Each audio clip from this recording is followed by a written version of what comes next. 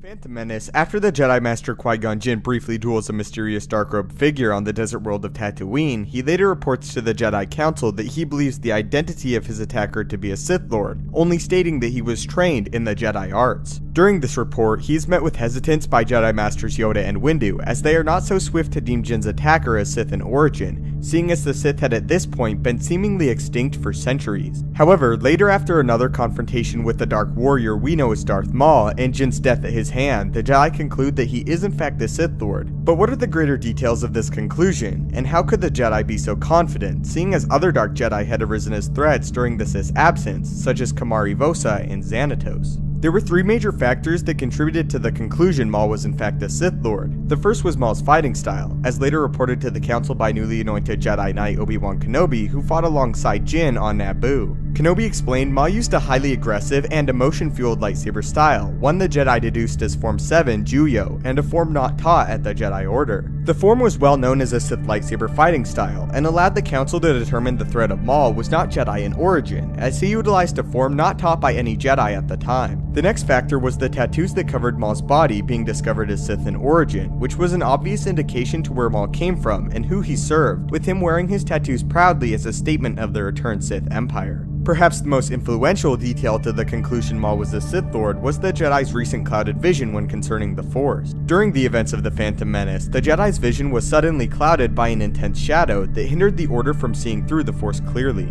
This was an obvious sign that dark powers were at work, and after Maul emerged and engaged Jinn for a second time, the Jedi agreed the Sith were indeed behind this plot. In actuality, Maul had no part in clouding the view of the Jedi, as the Sith Lords Plagueis and Sidious conducted a newly developed ritual that sent their hatred and contempt across the stars, similar to what they had done years earlier, but slightly altered. After Maul's apparent death, his ship was also left on the planet of Naboo, and evidence of his dark origin was likely found within. During the duel on Naboo, Jinn and Kenobi sensed the dark side of the Force was extremely powerful within Maul, but they also sensed it was refined and sharp, showing them he had endured training in the dark side of the Force, and was not wielding it purely out of rage or dark emotions, but that he had rather crafted himself into a dark side warrior. Maul was unlike anything the Jedi had sensed before, and was clearly not some unrefined fallen Jedi, but rather the first of the returned Sith Order. Maul was able to defeat a Jedi Master and lightsaber prodigy in lightsaber combat, as described by Obi-Wan Kenobi following, not only beating Jinn out of superior will or luck, but systematically dismantling him and driving the engagement to a location of his choosing, where he was able to separate the Jedi and defeat them separately. This again added evidence to Maul being a Sith Lord. Not only was he powerful and defeated Qui-Gon, but he did so using superior planning and tactics, not just superior power. So that is how the Jedi Council learned and determined Maul was a Sith Lord, despite him never actually saying so in the movie itself, and despite his origins remaining a mystery to the Jedi. But what do you think? Is this a good explanation as to how the Jedi determined Maul was in fact the Sith Lord?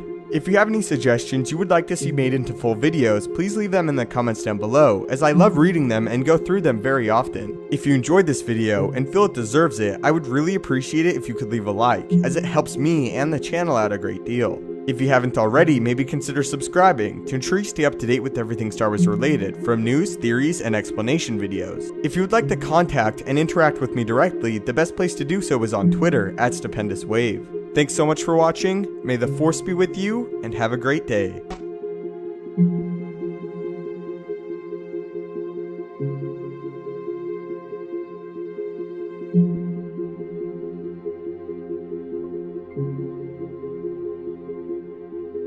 Thank you.